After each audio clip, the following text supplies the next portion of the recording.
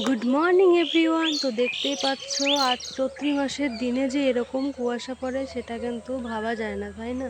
তো দেখো আজকে তোমাদের দেখাচ্ছি চৈত্র মাসের দিনে এতটা কুয়াশা পড়েছে, মানে এটা কিসের লক্ষণ বলো তো? মানে অসুখ বিসুখ এসবের কিন্তু লক্ষণ দেখা যাচ্ছে, তাই না? তো তোমরা সবাই সাবধানে থাকবে এরকম দিন।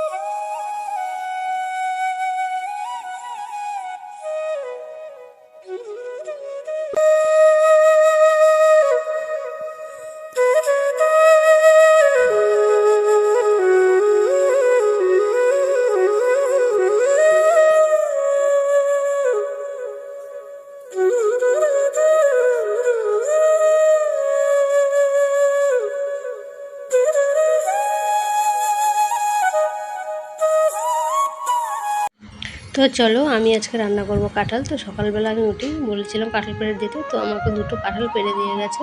তো দেখো আমি আজকে কাঁঠাল গাছ, আমি এর আগে যতবারই কাঁঠাল কেটেছি না কেন আমি কিন্তু হাতটা কেটেই নিয়েছি। তো দেখো এই বছর 2 দিন কাঁঠাল কাটা হয়ে গেছে, কিন্তু হাতের এখনও হাত কিন্তু কেটে ফেলিনি। তো চলো আজকে রান্না করবো আমি কাঁঠাল। দেখো আমি কীভাবে রান্না করবো সেটা হয়তো দেখাতে পারবো না, তো কাঁঠালটা আমি কাটছি কীভাবে সেটা দেখাচ্ছি।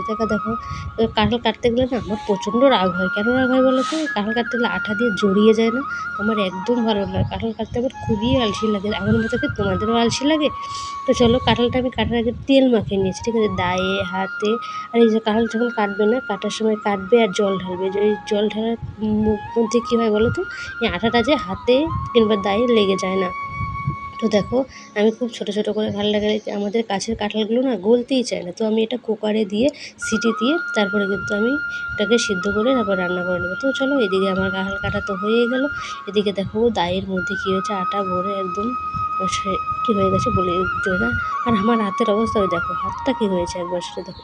সেই জন্যই না আমি কাঁঠাল কাটতে চাই না। এদিকে হাতের তো 12 বেজেই যায়, তার সাথে সাথে যে বাসনপত্র যা আছে সব কিছুরই 12 বেজে যায়।